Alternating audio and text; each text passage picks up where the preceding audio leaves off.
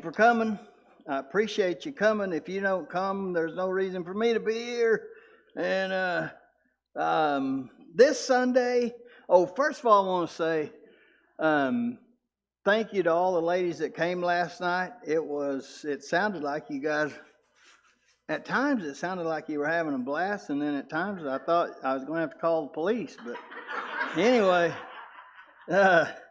but it was a great time, and thank everybody that participated, and hope you had a great time. This Sunday is daylight savings time, so you're going to lose an hour, and set your clocks up before you go to bed. And then March the 12th is the the Mighty Macho Men of Matoaka's monthly meeting, and we just ask that you bring your little 22 rifle if you have one. If you don't, we will have several of them here, and we're just going to do a little bit of plinking, just have some fun. I will say this, Lynn Borton, our neighbor across the street, she's not here tonight, so under the bus she goes. Last night I was in the kitchen, she came in there, and well, she got me good, man. She come in there, she said, "Can I ask you a question?" I thought, golly, this is serious, so I dried my hands. I said, "Yeah, sure." She said, "Do you have a minute?" And I said, "Sure, yeah, She said, "Would it be a sin if a person wanted to just be a transgender for a couple of hours and be all butchy so she could come shoot with you guys?" I was like, I didn't.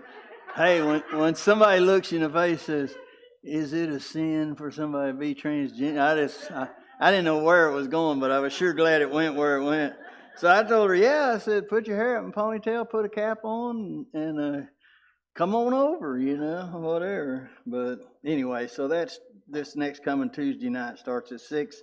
We just ask that you bring something barbecued. We don't care what it is, just as long as it's grilled or barbecued, and we're going to have a good time. The church will try to supply the 22 shells. I think you can still get them and stuff. I don't know, but hopefully we can. Anything else I might have missed? Okay, all right. I had a little accident Sunday, and some people thought I was faking, so I got pictures to prove it. Show them the picture, Miss Fox, of my toes. Now, I don't do that for sympathy, but how can you it's physically impossible to fall down that ramp and rope burn the top of your foot. But somehow I did it. And people thought I was faking it or whatever. Show the picture of my ankle. That's that looked like faking it. And then I fell on my heel of my other foot on my butt. Showed the picture of my bruised butt.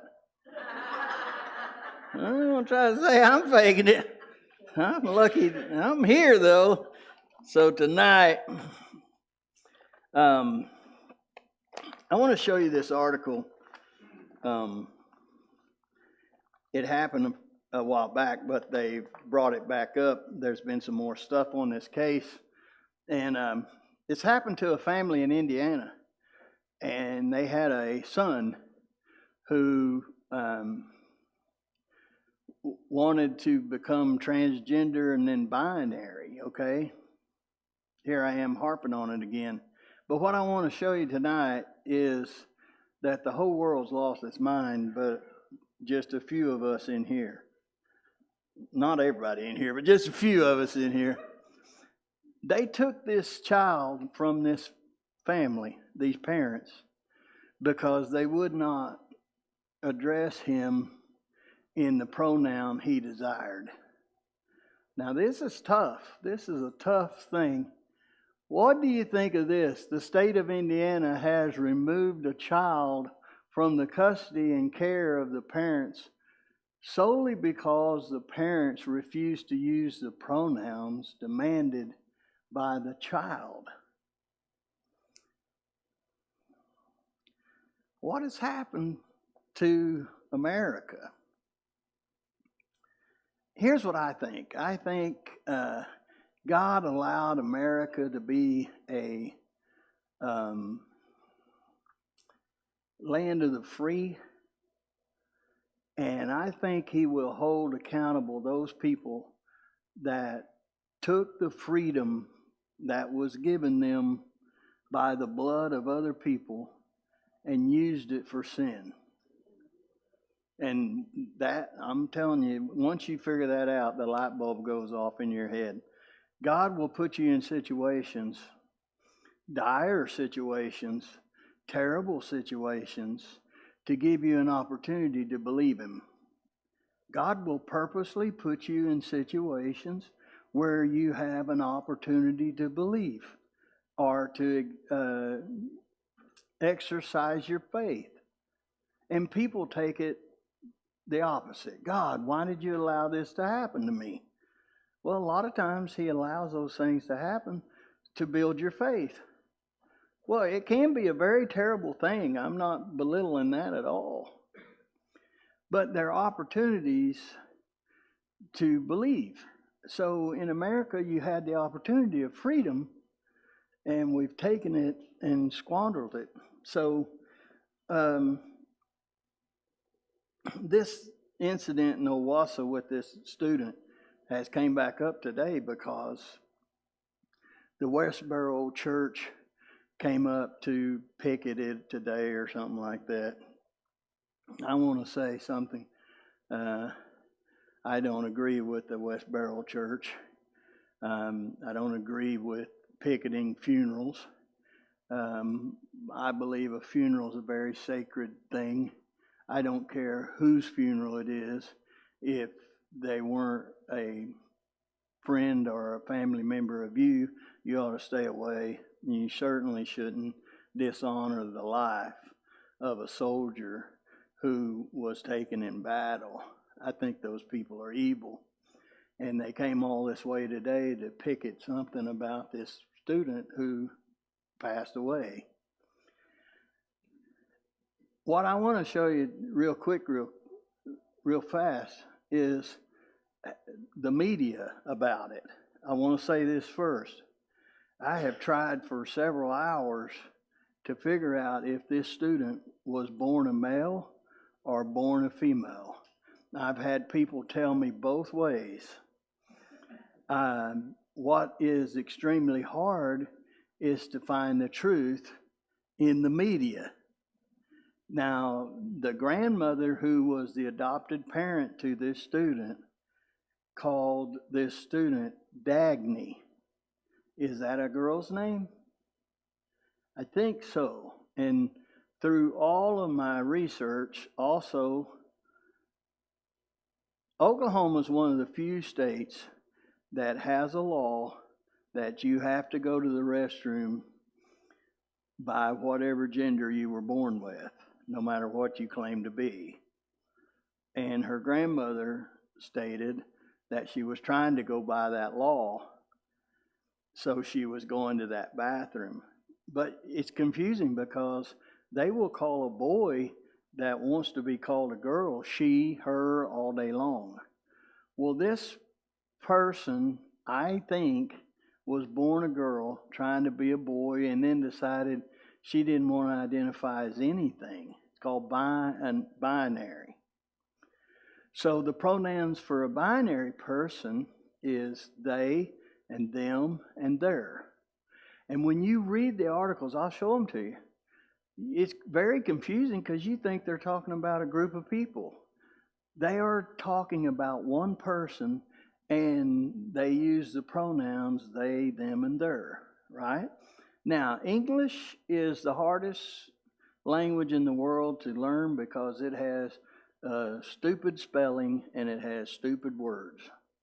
Because sometimes you can talk about them as an individual. You say something about them. That doesn't mean a group of people. That means a person. For example, you say, well, what did you say about them? Oh, but that's not how they use these pronouns. And they write it in New York Times, Fox News, all the places. You can't figure out what this person was. But there's a whole lot of misleading things out there, and I don't want you to be misleaded. A lot of headlines say, transgender student murdered in Owasso hospital, school. That's not true, okay? Now, it is the saddest thing that a young teenage person has lost their life. I don't care what they think they are. Scott sent me a good article the other day about Oklahoma. Some person in the Oklahoma state government was trying to get it passed that if you have a person that identifies as a flurry or a fluffy or something, what do they call them, Scott? Furries. Then if they don't go to school, they send the dog catcher after them. It was just trying to make the point. You know, some kids want a litter box put in the classroom. Different stuff like that. We've lost our mind, okay? But I want to show you this. This girl went in the bathroom, or boy, I'm not sure what it was. They filled up their water bottle first. So was it premeditated? Then they went in the bathroom. They had been in-house suspension with these other girls.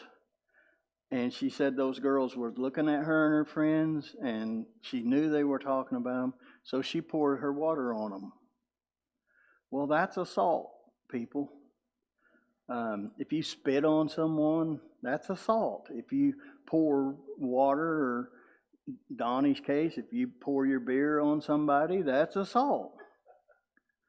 And then the girls attacked her. Now, the attack, she had no facial bruises.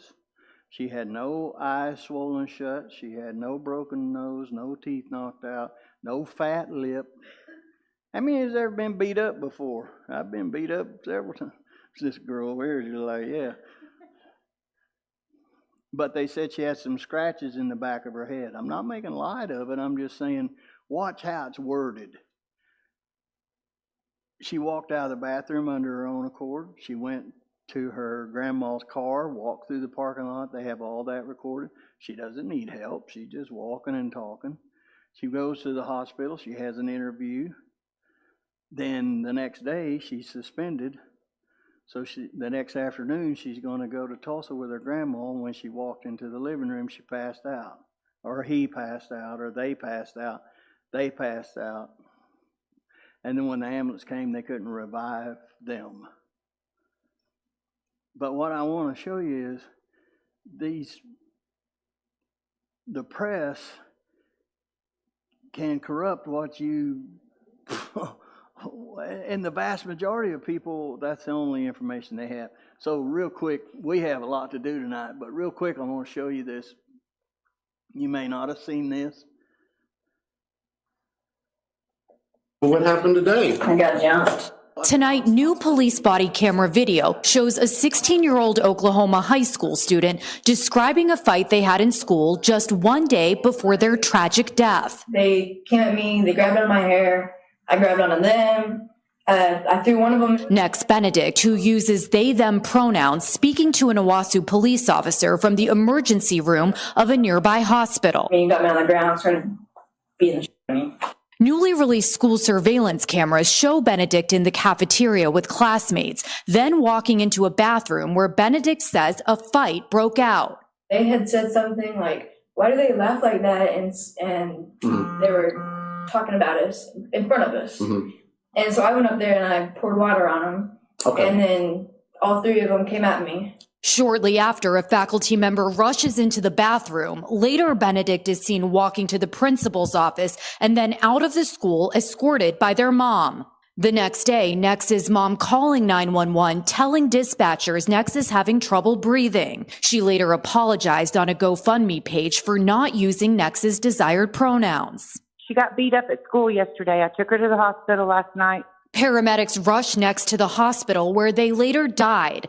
Owasso Public Schools tells NBC News they don't have a comment on the new video. According to Owasso police, the medical examiner's office determined that Benedict did not die from trauma, and they're awaiting toxicology results. But the newly released video has sparked outrage and sadness, with more questions than answers about a young life cut tragically short. Priya Sridhar, NBC News. Now, it's so subtle that This chilling video shows a moment a single-engine plane crashes along Interstate 40 in Nashville. From another angle, you can see the aircraft near one person as they and them. That's when they took her to the hospital where they died. That's one person. It's mental illness. Okay, so homosexuality, transgender, all of that stuff for thousands of years was considered a mental illness. In the psychology doctorate books, it was listed in diagnosis, sexual deviant. It was a mental illness. And this is my opinion. It's a mental illness. That little person is a beautiful little person. I don't know what it was, a boy or a girl. But it's still a beautiful little person. She was adopted by her grandmother because she was abandoned by her mother. I mean, this little person has had some problems to get to that point. It's sad.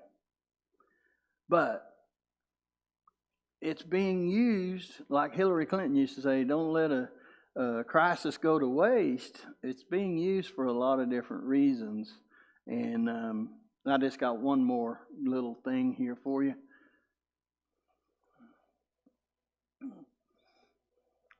Let's read this. This is Wikipedia, okay?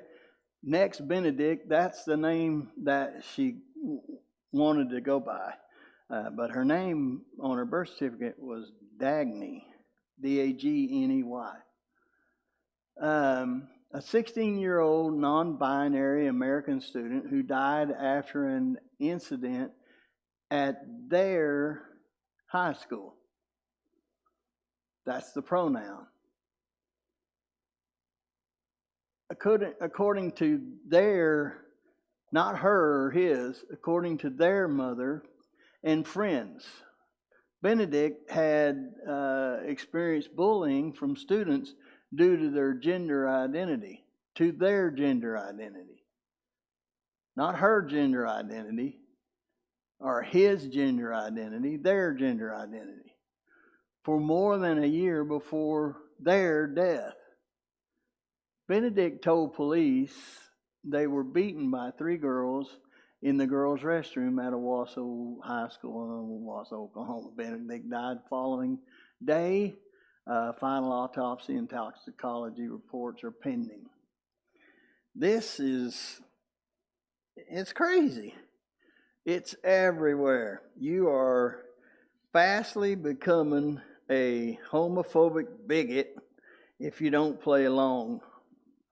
So this is getting pretty close to home in Owasso, Oklahoma, right? So we're out of Revelation 18. We're going to get into Revelation 19 tonight, but we won't go there tonight. We got some other stuff to take care of before we get there. Revelation 19 is the sole chapter that talks about the return of Jesus Christ. When he gets on his white horse and he comes back with all the saints in heaven with him. So it's one of the things that we always ask the people that don't believe in a rapture. How can all the saints come back with Jesus if all the saints ain't with Jesus? Don't make much sense. So we believe this in a nutshell, that the rapture of the church is not the second coming. And the rapture of the church, Jesus does not come to earth. The saints go to meet him in the air. And when you talk to people, a lot of times they get those things misunderstood. They'll talk about stuff in Matthew 24 and they'll tie it to the rapture, which doesn't have anything to do with the rapture. And people get confused, and I understand it's confusing. But the second coming of Jesus Christ is known in the Bible as the day of the Lord, and there is more written about the day of the Lord than any other subject in the Bible. It's the day that Jesus Christ gets his due. Now, the first time he came, he wasn't crowned king. He was crucified. And we just learned the other day, not only crucified, stripped naked, beaten, scourged, had his beard plucked off his face, what the Old Testament says, not that they plucked out a hair, they plucked his beard off his face, crowned with thorns, nailed to a tree, and then had a toilet scrub sponge shoved in his mouth. He was not exalted as king. He was not ruling the world, but he will. Do you know most of the time when you have a denomination or some kooky Bible teacher teaching something that's heretical, and everybody knows what that means. It means it's not true, it's false, or whatever. Most of the time, it's a biblical truth, but they have it in the wrong place. So, Revelation 19 is the story of him actually coming back. But Revelation 19 is overwhelmingly, primarily talking about when he comes back, how it relates to Israel and Jerusalem and the Battle of Armageddon. Everybody's heard of that, right? Well, there's a lot more that happens when he comes back than just the Battle of Armageddon. Matter of fact, the Battle of Armageddon is just a very small little battle up besides all the rest of the stuff that happens. But remember, the book of Revelations from chapter 4 on is primarily the story of the Jewish people in Jerusalem. Are there other people on the earth at that time that come to believe in Jesus Christ? Yes, there is. But Revelation doesn't tell you anything about them. Okay? So primarily it's about Jerusalem-centered, the story. So,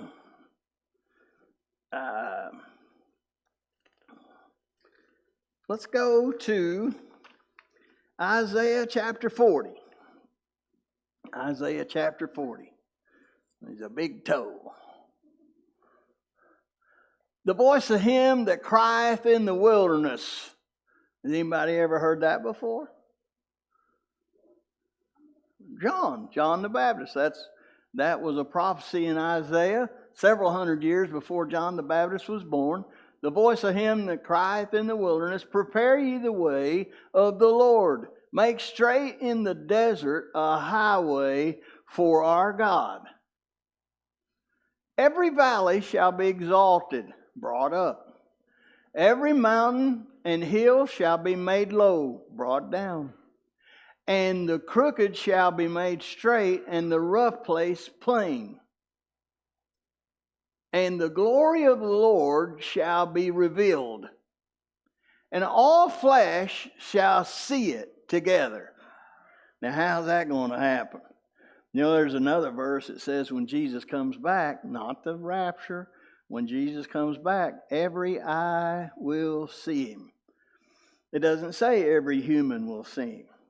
It said every eye. Well, there's a lot of things that have eyes.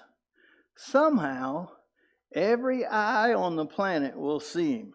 What does that mean? I do not have any clue. And all flesh shall see it together, for the mouth of the Lord hath spoken it. Now, same chapter, skip down, I think it's to verse 15, yeah? Watch this.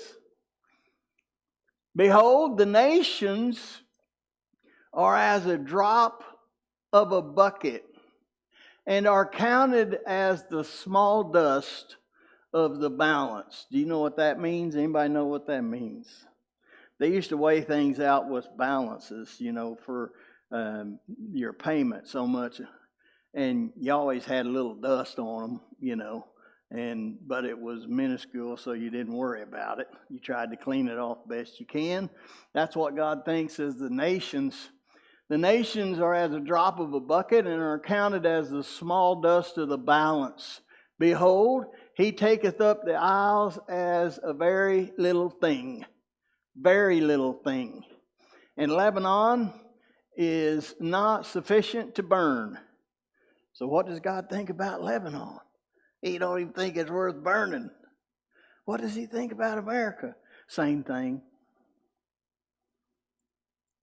And Lebanon is not sufficient to burn, nor the beast thereof sufficient for a burnt offering.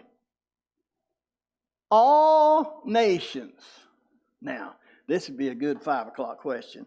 What does that mean, all nations? Well, the 5 o'clock geniuses could come up and before that hour's over say, it means all, every one of them, right?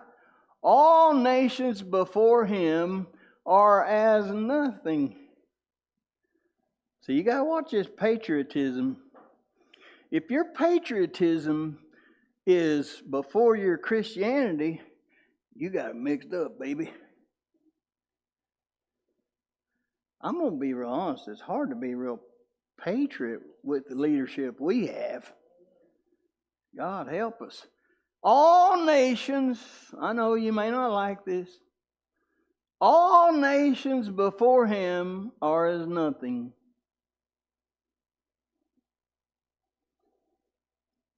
Seriously? Look what it says. They are counted to him less than nothing. What is less than nothing?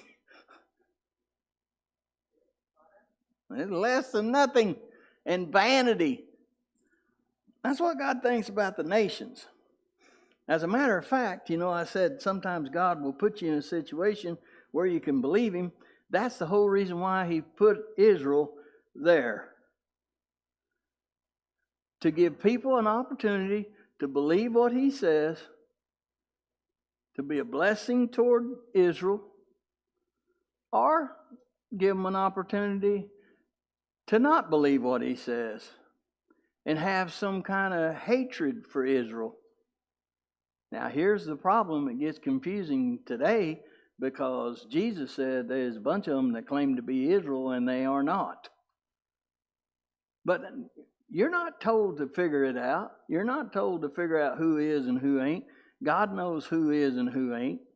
Jesus called them the synagogue of Satan. We're not called to figure that out.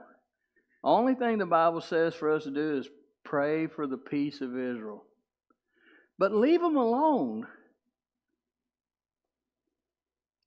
God gave them a land grant, way more land than what they have now. And we're going to get into it before we're done with this. There's a verse, and it'll be in the next study. It says something about dividing God's land. And me and Diana's talked about it ad nauseum. And are they going to divide God's land? They probably will. But they already have. How many ever heard of Churchill? What was his name? Winston, the old cigar-smoking Winston, fatty Churchill.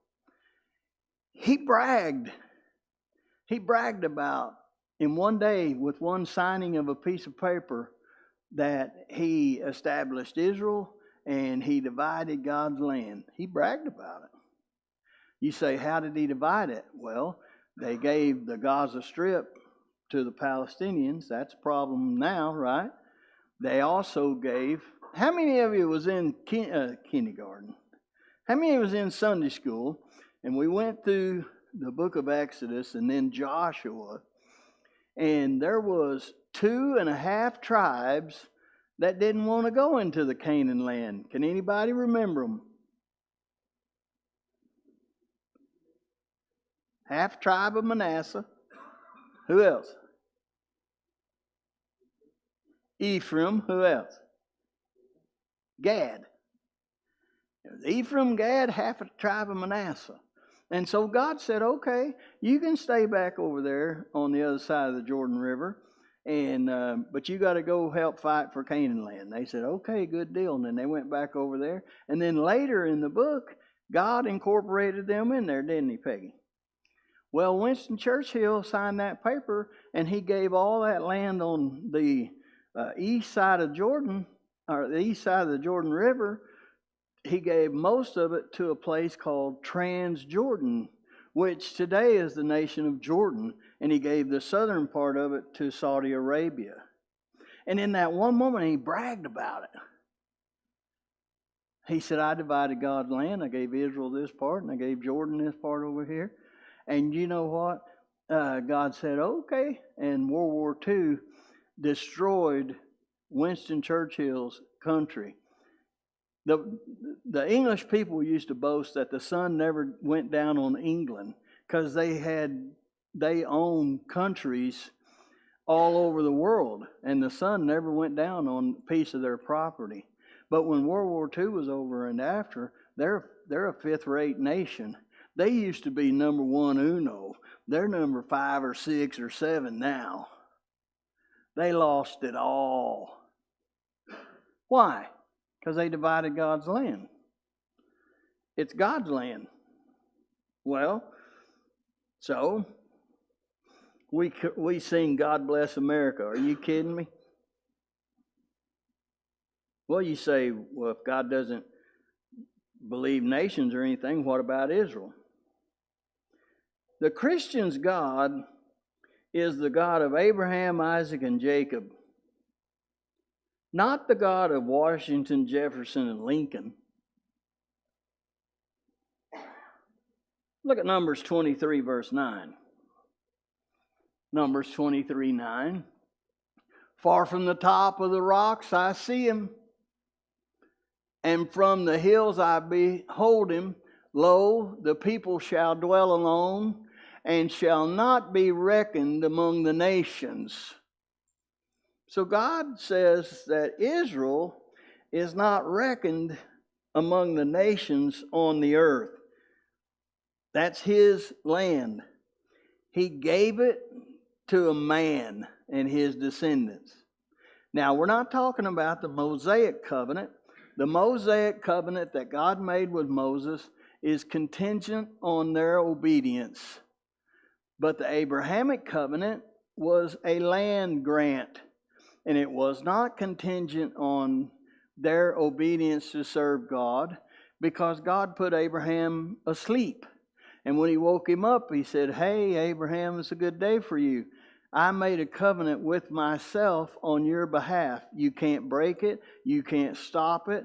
Nobody can. Abraham's wiping the sleep out of his eyes. He said, oh, what was it? He said, well, you got all this land. All the way over to Iraq, all of Lebanon, Syria, plumb down to Saudi Arabia, part of Saudi Arabia, Jordan, all that. And they will get it eventually. So when God says, this is my land, the devil says, okay, that's the land I want to take. So look at Ezekiel 19, verse 4. Ezekiel 19:4. You have seen what I did unto the Egyptians, and how I bare you on eagle's wings, and brought you unto myself.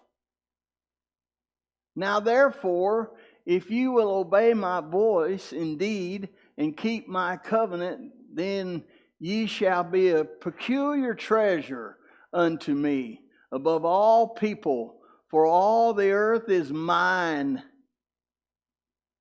And ye shall be unto me a kingdom of priests and a holy nation. These are the words which thou shalt speak unto the children of Israel. Now this was God telling Moses what to tell them. But they didn't do that. Now, how many of you remember the ugliest man that ever lived, Yasser Arafat? Everybody remember that guy? Most of you guys too young. He was by far the ugliest man that's ever lived. And he was the head of the Palestinians. He was the head of the PLO, when they established Israel, when they had the 67 war and all that, it was always, him with the plight of the Palestinians. Did you know there was less than 1 million Palestinians in Israel when they gave Israel the nation status, and they all got along great? Everybody got along great. The Palestinians with the Israelis, the Israelis with the Christians, and the Israelis with the Catholics, they all got along great. Until they come in there and they made a state. Do you know many Muslim states surrounding Israel told any Palestinian that left the encampment they were given that they would hang them? So the Muslims themselves trapped them in there. There's over 3 million of them now. Where'd they all come from? So Yasser Arafat was their leader. But a lot of people don't know this. Yasser Arafat was not a Palestinian. He was an Egyptian. He wasn't even an Arab.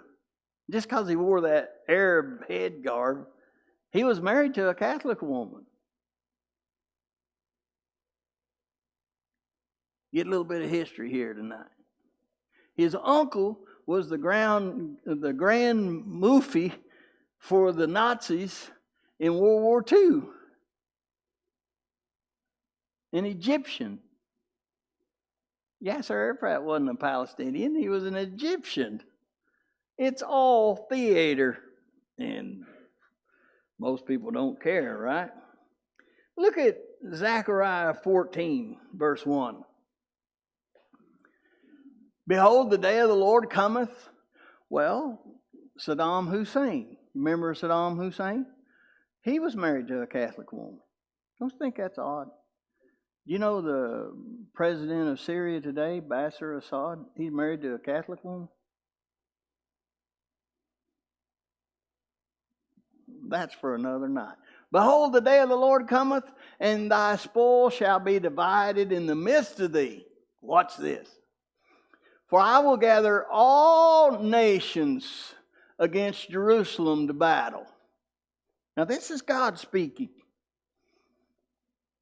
So he's going to gather all nations to battle when he comes back. That's why we're talking about this, because this is all the other stuff that's going to happen that brings him back. You can't get it all in Revelation 19 because it just talks about he gets on a horse and he comes back and he lands on Mount Olives and he goes and kills 200 million men in an army in the Battle of Armageddon. That's just a little drop in the bucket. Notice what he says. I will gather all nations against Jerusalem to battle. What for? Now this is hard. This is serious stuff. If you've been in Sunday school for the last 2 weeks, you've got that Sermon on the Plain. When the men are trying to work it out, how does that work? I think it's just like the Sermon on the Mount in Matthew chapter 5. He's talking about the millennial reign. Now, you can believe whatever you want to, but in the Sermon on the Plain in the book of Luke, he says, love your enemies. Do good to those that despitefully use you. Now, are those good policies? Yeah. But what does he have to say about this then? Because he gathers all nations to Jerusalem so he can kill them. See, a lot of people don't want to hear that. They say, well, Jesus coming back? Let me tell you something. When Jesus comes back, he ain't coming back to save anybody. Well, that's not loving your enemies. That's not praying for those that despitefully use you.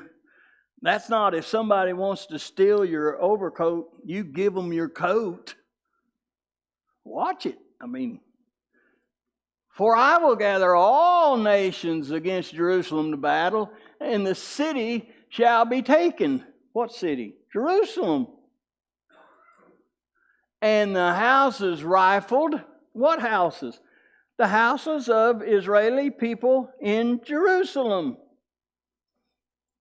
And the women ravished. Does everybody know what that means?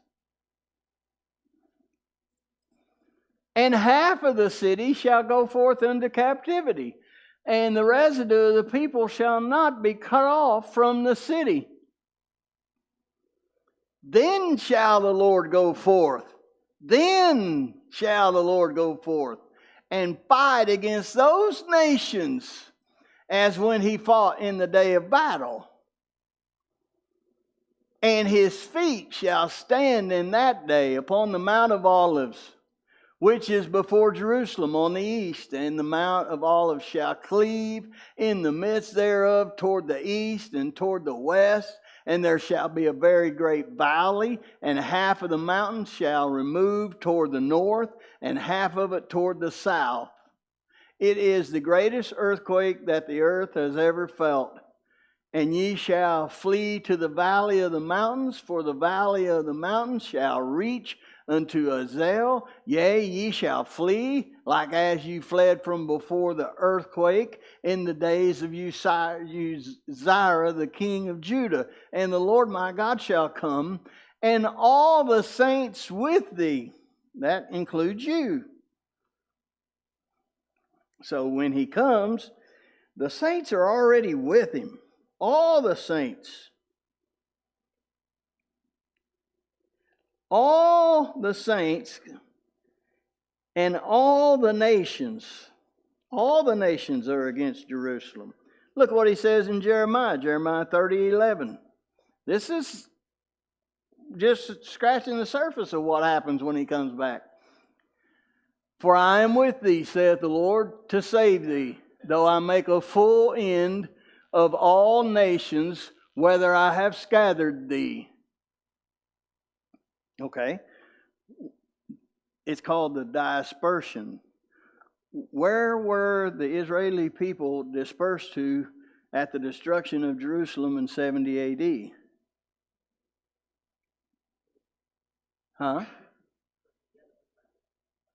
They went all through Europe. Is there any Jews in America? Is there any Jews in Oklahoma? Let me read it for you again.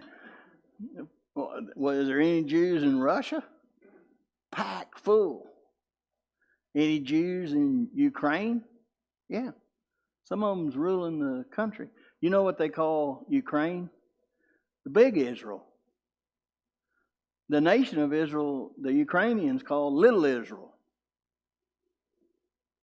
But are the Russian and Ukraine people that claim to be Jews, are they all Jews from the bloodline of Abraham? No. They're usurpers. But the point is, Jews were scattered there. All through Europe, all through Russia, all into America eventually. On and on and on. So let's just read it for what it says. For I am with thee, saith the Lord, to save thee, though I make a full end of all nations, whether I have scattered thee. Does that mean a full end of America? Yeah, bye-bye. Does that mean he's going to make a full end of Russia? Yeah, bye-bye. Well, what he says. You say, well, I don't believe that. And I'm not up here to make you believe. I'm just up here to read for you. I'm like a glorified reader. Watch what it says. I'm going to make a full end. What's a full end mean? I don't know where we're going to eat. I haven't eaten, and since I don't remember. But wherever I go, I'm going to make a full end of whatever it is I order. I'm going to lick the plate. A full end. Well, I'll make a full end of all nations, whether I have scattered thee. See, we got this idea that Jesus is going to come back. He's going to get on a white horse. We're going to come back with him. He's going to have a battle in Armageddon, and that's going to be the end of it. You know, they used to have a guy here at Came Church. He said, I can't wait to get here and start lopping off heads. Jesus don't need your help, my friend. But what I want to show you in the next couple sessions, he destroys the whole earth. There ain't nobody left but a remnant of believing Jews. You mean he could destroy Germany? Yeah, bye-bye. Italy? France? Watch. I mean, I don't know. Maybe you don't believe it. I'll make a full end of all nations, whether I've scattered thee. Yet will I not make a full end of you. But I will correct you in measure. That's why I always say, leave them alone. You don't have to correct them. Listen, if I was standing there with my two boys when they were kids, I didn't need you to correct them. Matter of fact, if you tried to correct them, I would have got very, very angry with you. Now, if I wasn't there and they needed corrected, so be it. Now, I wouldn't have wanted you to put your hands on them. I would have wanted you to let me know, but you could have surely corrected them. When I was a little kid, you could get a spanking from a neighbor. When I was a little kid, listen up, kids, my mom told me, if you get a spanking at school, you're going to get a beating when you come home. But you know why? Because school teachers were held to a standard above preachers. I don't know if I'd tell my grandkids that, because there's some wacky teachers. I'd have to know what happened. But my dad didn't care what happened. If you got a spanking at school, you was getting one at home. My dad was the president of the school board for a few years. I've told this before, but it's been 2 or 3 days, and I forget easily, as you know. I came home, I got a spanking, I hadn't done anything. I was in high school.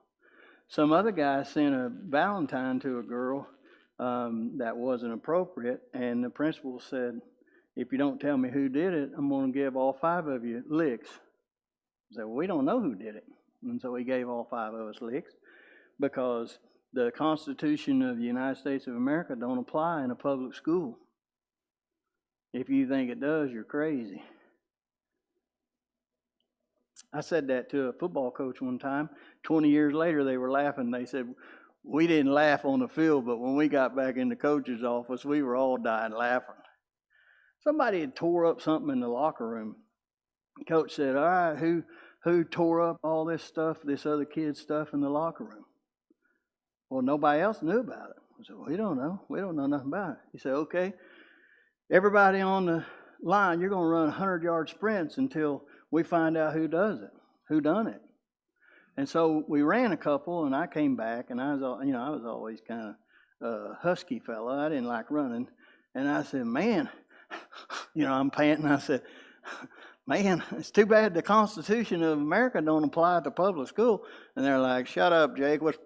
And down you go, and he come back. And I got less wind now. And I said, in America, you're innocent until proven guilty. Yeah, shut up. And so I come back, and I said, that'd be like somebody stealing somebody's car on my block, and everybody go to prison until we find out who it was. Shut up. But 20 years later, they said, man, we got in the coach's room, and they said, man, he's got a point. Well, yeah.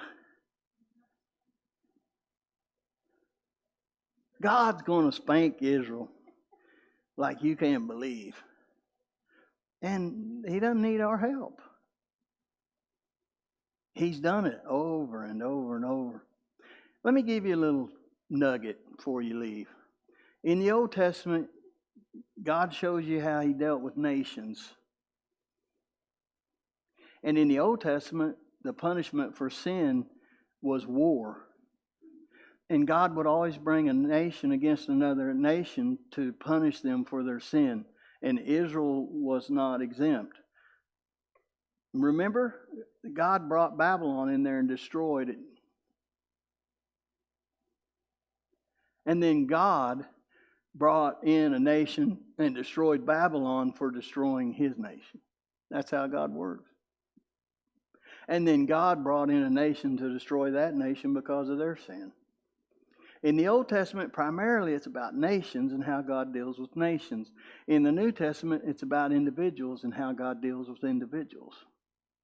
And in the New Testament, you can be a Christian person in a terrible nation, and God will judge you accordingly and not with the nation.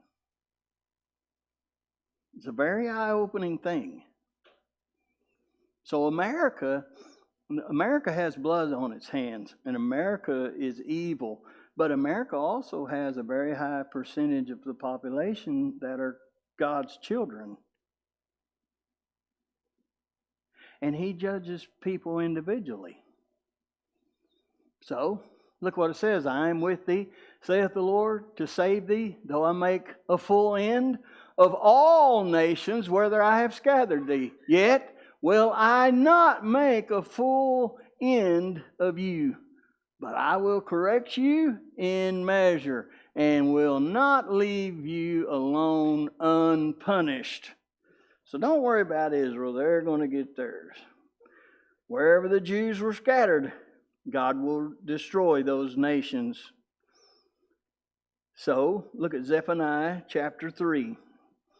I got the whole chapter in here. I got 7 minutes. This is I kept trying to cut some of it out and I couldn't.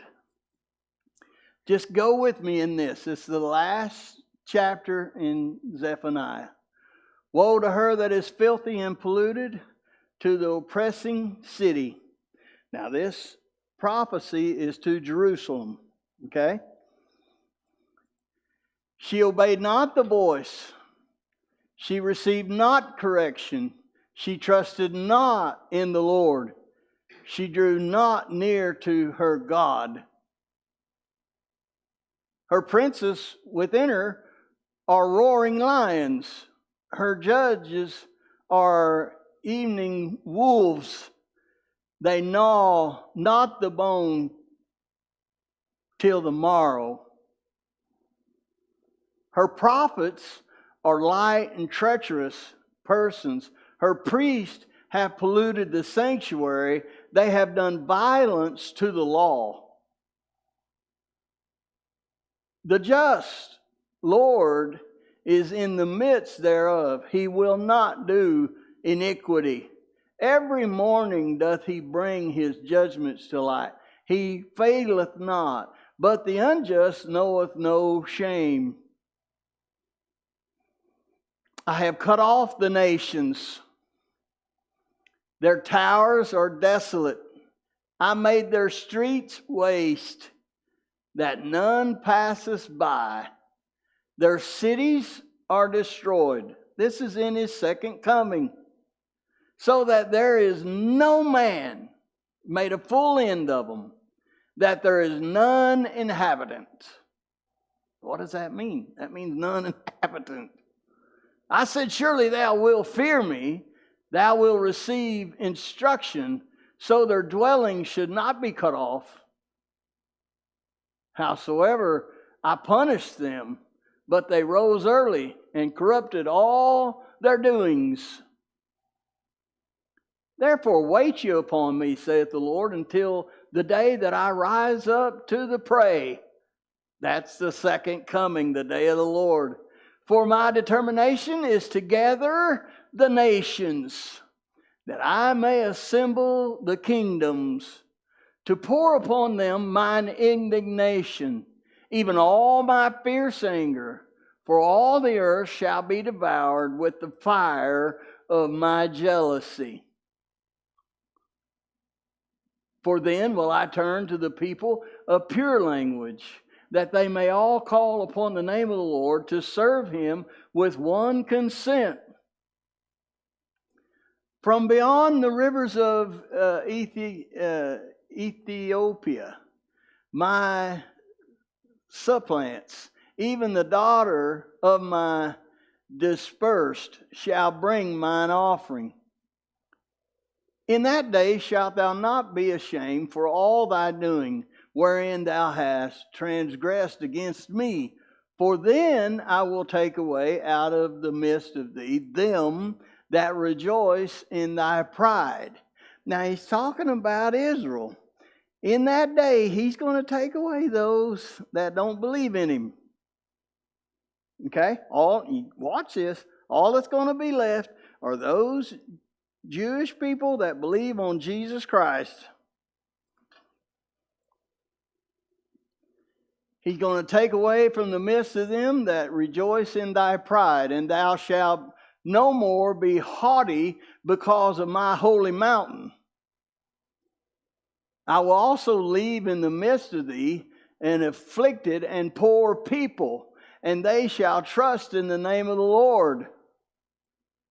The remnant of Israel shall not do iniquity or sin, nor speak lies, neither shall a deceitful tongue be found in their mouth. For they shall feed and lie down, and none shall make them afraid. He's coming to save them. Sing, O daughter of Zion, shout, O Israel, be glad and rejoice with all the heart, O daughter of Jerusalem. The Lord hath taken away thy judgments, he hath cast out thine enemy. The King of Israel, even the Lord, is in the midst of thee. Thou shalt not see evil any more. In that day it shall be said to Jerusalem, fear thou not, and to Zion, let not thine hands be slack. The Lord thy God in the midst of thee is mighty. He will save. He will rejoice over thee with joy. He will rest in his love. He will joy over thee with singing. In my Bible, I got that all highlighted, every Bible I got. Did you know that God sings over you? I wonder what it sounds like when God sings. I wonder if he can sing as good as Whitney Houston. I can't wait, man. I will gather them that are sorrowful for the solemn assembly, who are of thee, to whom the reproach of it was a burden. He's going to have a remnant. Behold, at that time I will undo all that afflicted thee. I will save her that halteth, and gather her that was driven out. And I will get them praise and fame in every land where they have been put to shame. At that time will I bring you again, even in the time that I gathered you, for I will make you a name and a praise among all people of the earth, when I turn back your captivity before your eyes, saith the Lord. So there's a lot that's going to happen besides the Battle of Armageddon. There's a word in that scripture there called the nations assembled in verse 8, and I think that's a mention of the United Nations Assembly. I got two more scriptures. Psalms 105:7. It's an everlasting covenant, this land. Those Palestinians, I think it's wrong to kill innocent baby Palestinians. I think it's wrong to bomb hospitals. You know, they say this. They say, well, there's a terrorist in the basement. Well, that doesn't work in any other situation. Let's say we're at the church here, and a visitor comes in. But he's on the run from the law because he just murdered somebody. And he comes in, we don't know, he comes in and remember that guy, what was his name? He come in that one day, what was his name? Ethan, yeah, where's he at? Anyway, the guy comes in here, he's on the run from the law, we don't know. And he comes in here and he sits right here, and the police come and they surround the thing, and they say, come out with your hands up, And he's like, I ain't going nowhere, man. And they say, come on out with your hands up. And he says, no, I ain't coming. So they said, well, let's just burn the church to the ground. Well, that wouldn't be acceptable, would it? I mean, people would say, well, what about the 30 or 40 people in there that was innocent? Well, yeah, that's sad. That's a sad thing. But that murderer was in there. That don't fly anywhere else. You don't blow up a hospital full of sick people and babies and children and claim you got one terrorist. Listen, with the technology we have, listen, 40 years ago we had satellites that could read the small script on a postage stamp. You don't think we can't find some terrorists? Now, we did have a hard time finding Osama bin Laden in a cave. One of my favorite preachers said, how many billions of dollars have we spent to kill this 7-foot-tall Saudi Arabian? He's 2 foot taller than all the rest of them. He pretty much stands out. And then we found out he was on dialysis machine. Do you know you got to take dialysis every other day? And he's supposed to be living in a cave. And this preacher from Florida said, why don't they just hire one of the hitmen of the mafia for $5,000? He'd be dead tomorrow. He is the Lord our God. He judges. His judgments are in all the earth.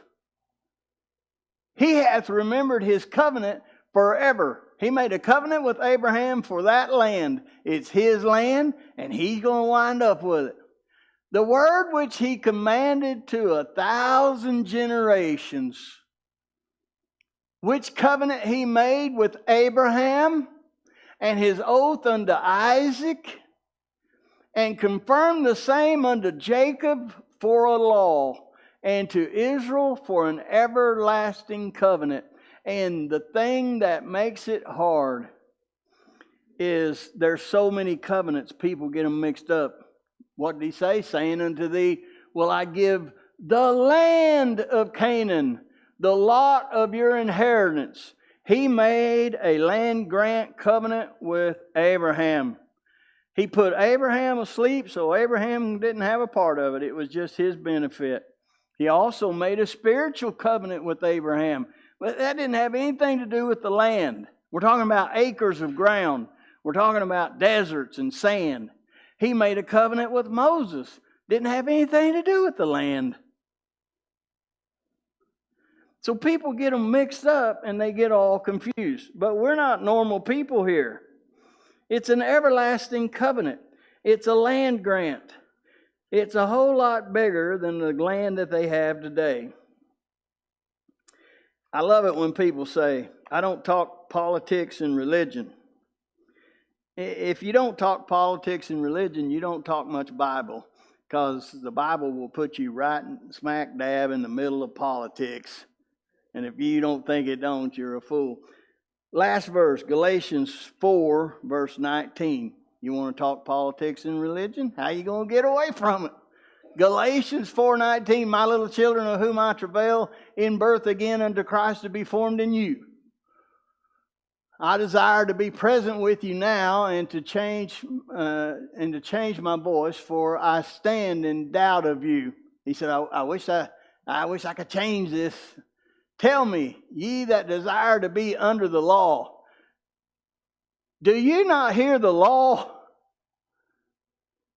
For it is written that Abraham had 2 sons, the one by a bondmaid, the other by a free woman. One by an Egyptian,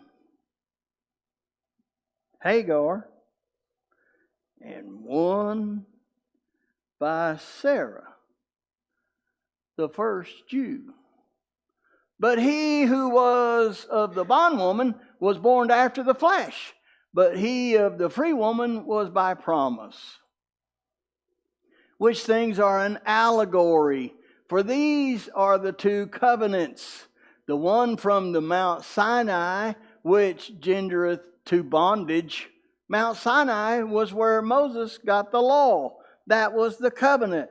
God gave Moses the law. It was a covenant with those people. If you'll keep this law, then I'll bless you. If you don't keep it, then I'll curse you. That was the Mosaic covenant. It was given on Mount Sinai. One covenant, the one from Mount Sinai, which gendereth to bondage, which is Hagar. For this, Hagar is Mount Sinai in Arabia, and answereth to Jerusalem, which now is, and is in bondage with her children. But Jerusalem, which is above, is free, which is the mother of us all. It's an allegory. For it is written, Rejoice, thou barren that beatest not. Break forth and cry, thou that travailest not. For the desolate hath many more children than she which hath an husband. Now we, brethren, as Isaac was, are the children of promise. But as then he that was born after the flesh persecuted him that was born after the Spirit, even so it is now. Nevertheless, what saith the Scripture? Cast out the bondwoman and her son, for the son of the bondwoman shall not be heir with the son of the free woman. So then, brethren, we are not children of the bondwoman, but of the free. We were born free in the day of grace, in a spiritual covenant with God. I got in a conversation with a guy one time. He took offense to me saying that all the churches in the book of Acts that were written to by Paul, they were all started with Jews. Now, you just read in Galatians 4. Do you think a Gentile cared anything about Hagar or Sarah or Abraham or Isaac? No, they were all Jews at the beginning, and then the Gentiles were saved later. There's a whole lot of things happening when Jesus comes back. It's not just a battle in a little valley. That will happen. But the whole world's going to be destroyed. You know, there's people talking about April the 8th. This other solar eclipse is going to make an X on the United States, you know. I don't doubt that at all. Is it going to be the end of the United States? I don't think so. Is it going to be something? I don't know. We're always looking for those stuff because Jesus said there would be signs in the sun and the moon and the stars before he came. But I keep hearing these Bible teachers say it's a sign for the rapture. Those people are mentally deranged. The rapture doesn't have a sign. There is no sign indicating the rapture whatsoever. It could happen before we leave. I pray it would. So, is he coming back? Yes. Is he coming for us? Yes. But you go and meet him in the air. When's that going to happen? I hope it's tonight. There is no prerequisite for the rapture of the church. He comes like a thief in the night. He doesn't come like a thief in the night when he comes back to earth the second time. There are more scriptures telling you when that's going to happen than virtually anything else in the Bible. As a matter of fact, it gives you the days, 1,260 days, from the desolation of the temple. It gives you 3.5 years. It gives you 42 months. It's trying to give you a hint. So that's pretty clear when he comes back, when you find that one day. But not the rapture. So keep your heads up and keep looking and listening for the sound. It could be any day. And I wish I could end this on an encouraging note, but hold your head up because the worst is yet to come. When the whole world is calling one person them, they, and expect you to go along with it, and if you don't, they will take your child from you. The old theologian Tim Swabothian told me one day, they're going to keep on, and they're going to force some really good people to do some really bad things. I wouldn't want you to come try to take my kids from me because I wouldn't agree with them that they was a cat. I'd beat the cat right out of them, is what I'd do. I wouldn't put up no litter box in their bedroom for them. I'd say, hey, if you're an animal, get outside. We don't have animals in our house. We're civilized. If you're a dog, get outside. If you're a bunny rabbit, out you go. Let me tell you something. They won't stay outside very long, and they'll have a change of heart. They'll decide, well, you know what, Daddy? I am a little boy, or I am a little girl. I am not a cat. And stay out there with the cat. We got a cat. I put this thing up on this crawl space, and that cat gets in there somehow. Well, you know, get under there and live with the cat. He won't want to stay under there very long. Let's pray. Heavenly Father, thank you for this day. Thank you for the promise that you are coming back. And thank you that you're going to come get us before. And we just pray like John, come quickly. We might be wimps, we might be chickens, but I just speak for myself. I'm tired of this place. I hope you come tonight. I can't wait to see you. In Jesus' name, amen.